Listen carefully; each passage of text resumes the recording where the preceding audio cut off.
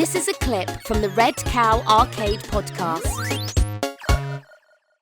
Did you see a Spider-Man? I did. It was good. Yeah, it was pretty good. It's interesting because, like, I saw it and I enjoyed it. Like, it was entertaining at the time. I thought it was a bit much, and then I kind of, for a flash second, I compared that to my experience watching Rise of Skywalker, where I was like, oh, that was a bit much. I don't know what to do with that. But then, like, unlike Rise of Skywalker, like, Rise of Skywalker gave you, like, a bunch of packages, like a bunch of gifts packages, and then you open them up and there's nothing inside. And this one, it gives you a bunch of packages and you open up and you're like, oh, that's interesting. Oh, and that's interesting too. That's interesting. So it's a much different experience than Rise of Skywalker. I feel like they both dumped a bunch of stuff on you, but the experience of Spider-Man, what's it called? No Way Home. From Home. No Way Home. What did you call it? I don't even know the title. Something Home. I don't know. I don't even know the movie titles I'm watching. Spider-Man, The Last Rainforest. Spider-Man. Spider-Man and the Voyage Home. The Voyage Home. So it is interesting because I don't think we'll see another movie like it where it takes like 20 years of Spider-Man cinema and boils it down into a movie. You know, it's very interesting. Yeah, well, so this is the thing, is like, I think that it's shallow film criticism. I guess people can't really be faulted for this, but you see it all the time. I've seen it for as long as I've read other people's reviews on the internet, and for as long as I've listened to groupthink around the way things are reviewed. I've heard people, they take an element that's common among movies and then go, that's the thing that's bad, so you can't do that. And you're like, I think the popular one to do that right now is fan service. You just put that in quotes, and whatever you can label as fan service has an ick factor to it. And it's like, well, but the thing that is legitimately critiqued about fan service is when the story doesn't make any goddamn sense. Like, there's no thematics, there's no emotional core to it. We all know that, like, you can make pretty absurd stories, as long as they hang together and tell you something about the characters. It's like, you can use any plot elements you want. Another one, the one that you used to hear a lot is like, stuff is too campy, it should be dark. Very, very, like, shallow film criticism. Or stuff is too dark, it should be lighthearted. People just say stupid shit. Like, they're like, no. The right thing for the right story. You can use any building blocks you want to tell a great story.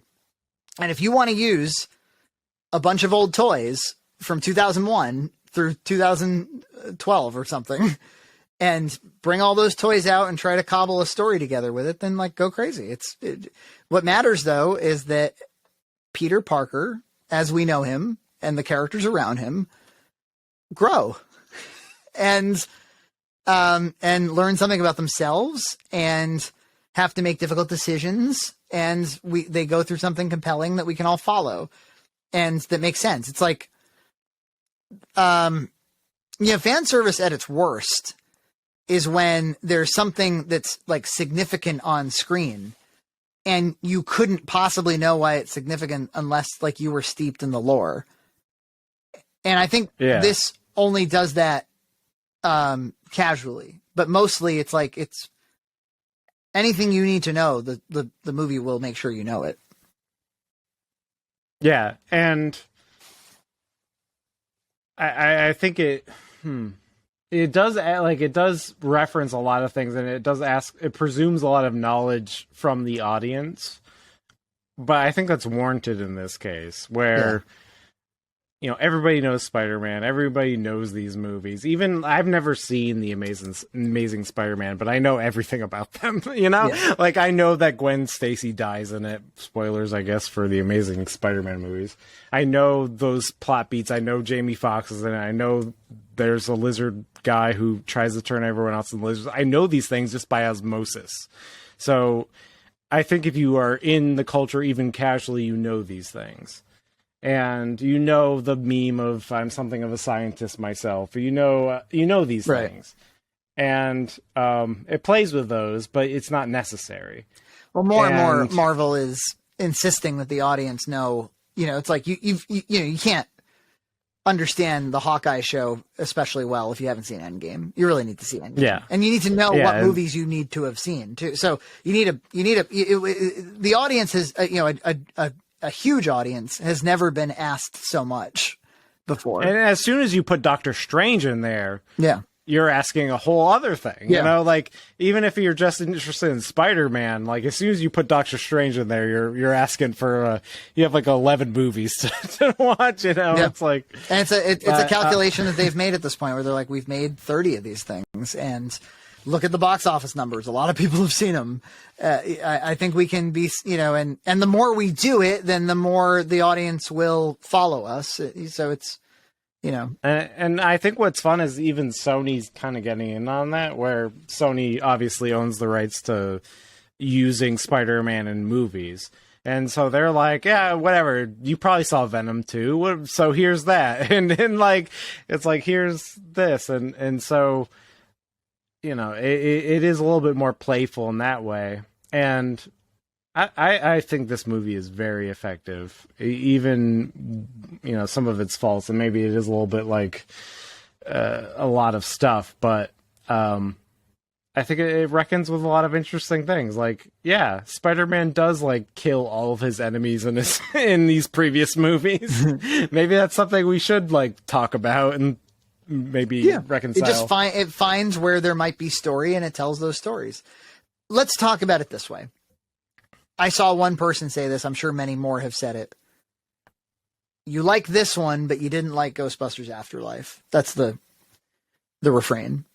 For the same reason, it's like Ghostbusters Afterlife went full fan service by the third act, and this movie goes full fan service throughout the whole film. Why do you like this one and not that one? And it's like, because of the way it was made, because it's like, do you find this is something that I see generally in the culture, actually, like the way that people talk about all kinds of things is they'll say, if they can just equate two things, they go, it's the same. It's like, well, the difference is the differences between those things.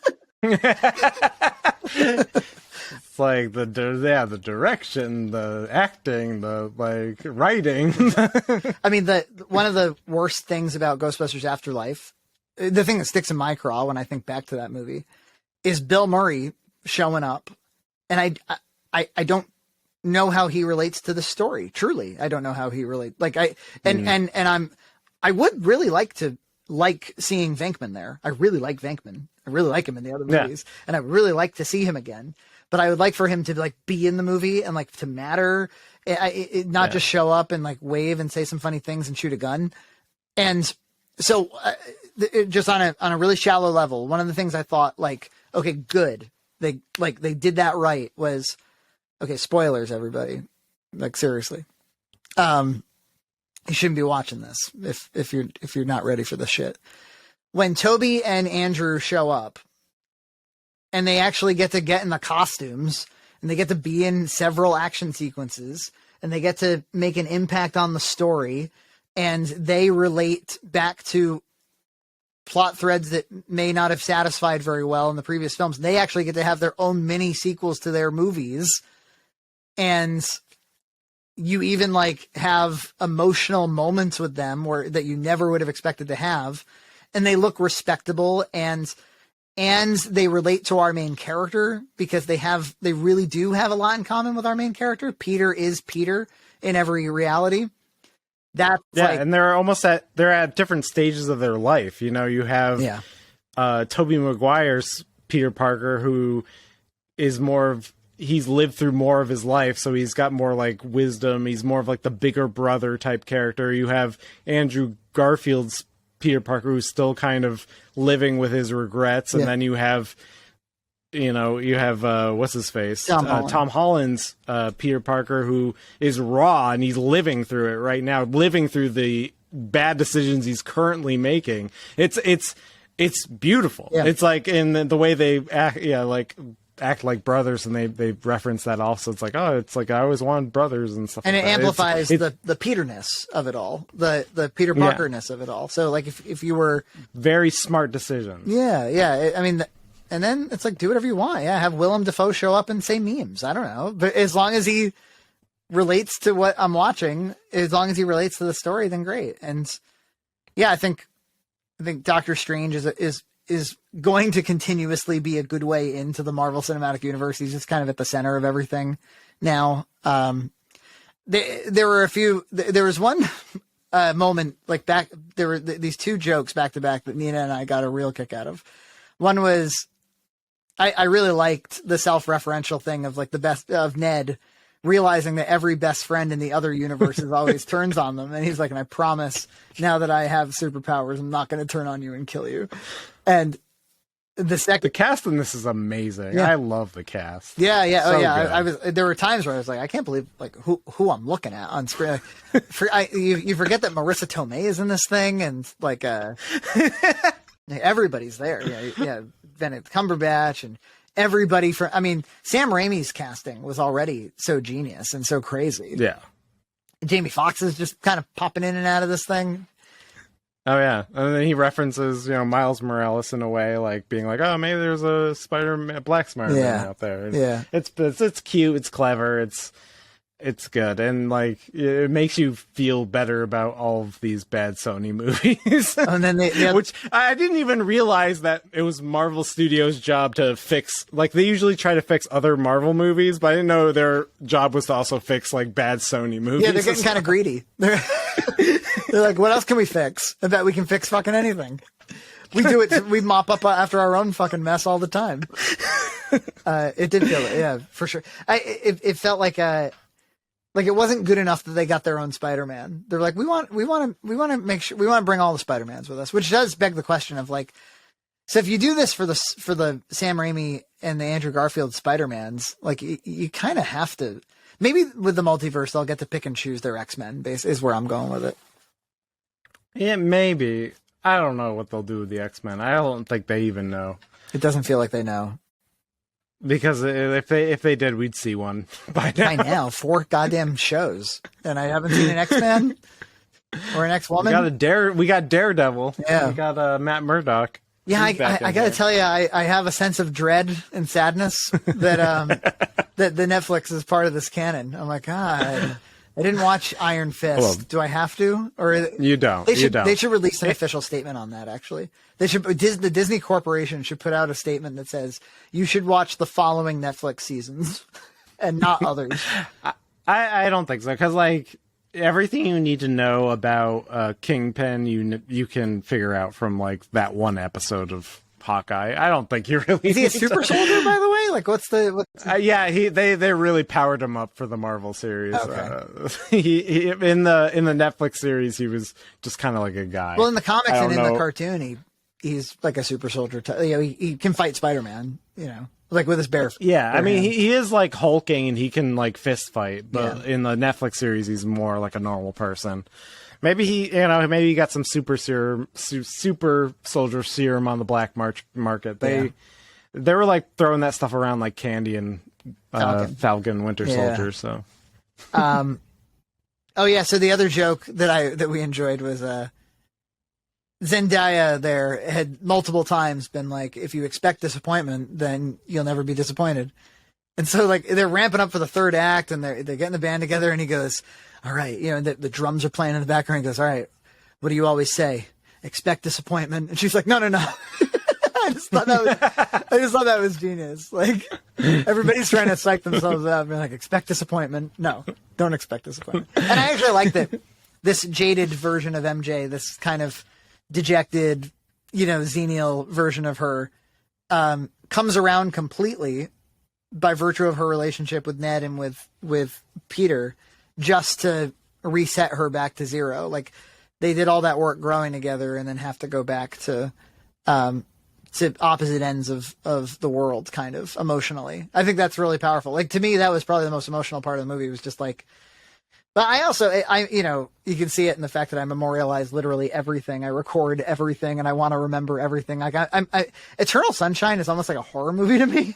Like, oh yeah, like absolutely getting rid of like all these. Cause I really hate, anytime I've lost friends or I've grown apart from people. That's so good. I always think like, if like 10 years goes by, I didn't talk to somebody, but I used to spend every day with them or something. I'm like, did that time we spent together mean nothing at all? Like, did we just the memory just goes away? So yeah, I love Eternal Sunshine. It's a genius movie, but it is like horrifying to me, the idea of like, oh, let's just make all the things we went through together just not have happened at all, and then we'll move on. You're like, oh my God. And yeah, that's exactly what happens to Spider-Man. Though I suspect that it's so that they can reboot Tom Holland into a Sonyverse, and so it's not so strange that Disney stuff isn't there. But at the same time, it's weird because they've made a point to show that Venom's not in this universe. You know? Yeah, he because he knows that Peter is Spider-Man. He Strange's spell brought him into our universe, and then he left again. Is that what happened? It's I don't know. I don't. By the rules of the movie, he shouldn't have been there, but he was. He was brought into the MCU for a second. That's why he's asking about Thanos and stuff like that. And then he's brought back to whatever universe he's from at the end of the movie. And then, so did he drop the little bit of? And then he dropped the symbiote part in so that we can have our MCU. cake and eat it too. Yes. So that both universes can have. All right, it's too many universes, people. I know the multiverse stuff is getting hard to follow, but what are you gonna do? That might be asking too much of the audience at a certain point. I think so, but hell, I'm down for Doctor Strange. The Doctor Strange trailer at the end was the tits. It really was. I love Wanda. I'm just like so in the bag for Wanda. She just turned me around so much, man. But there was just talking about moments I liked from the movie. Yeah. I loved when Andrew Garfield like saves this MJ, and he has that like really like kind of heartbreaking emotional moment. Yeah, where it was crazy. He gets he gets like a catharsis, and then there's so many things like that. Well, that's a great example of like, when in Rogue One, when they bump into the guy from the cantina and he's like, we're wanted men or whatever, like that's not necessary. But and they made Andrew Garfield have some catharsis. That's called story. Both are fan service. One is good and one is bad. Exactly. You fucking idiots. Just pay attention to reality. Yeah, talking about Netflix. This will be it was a quick turnaround of Spider-Man movies. The last one came out like 2 years ago. The last one came out after Endgame. There's been two Spider-Man movies after Endgame. Yeah, I know. I this is definitely the best one. Obviously, I think. I just because of what they were able to pull off. Yeah, it feels to me like, why would you make more Spider-Man movies? Like, you kind of made the ultimate Spider-Man movie, didn't you? After a lot of Spider-Man is the one that you can go to and be like, man, they rebooted that too many times. Yeah, and even, in Tom Holland's Spider-Man movie, it's like they skipped the origin story, but then it ended up that this trilogy became kind of his origin story in a way. Yeah. Like, because he basically has the Uncle Ben moment with Aunt May, and he becomes like, because he was more like a weird Iron Spider in the first two, right? And then he was, or at least in the more second like, one. In the first one, he was in his second. cloth suit, and then it gets taken away from him at one point. I forgot most of that movie. I was in a pizza place before Thanksgiving. It was playing on TV, and I was like, oh yeah, this is kind of cool. There's a bunch of stuff that I totally forgot about, like all the Michael Keaton stuff. I read today that Michael Keaton's going to be in the Batgirl movie that will be on HBO Max.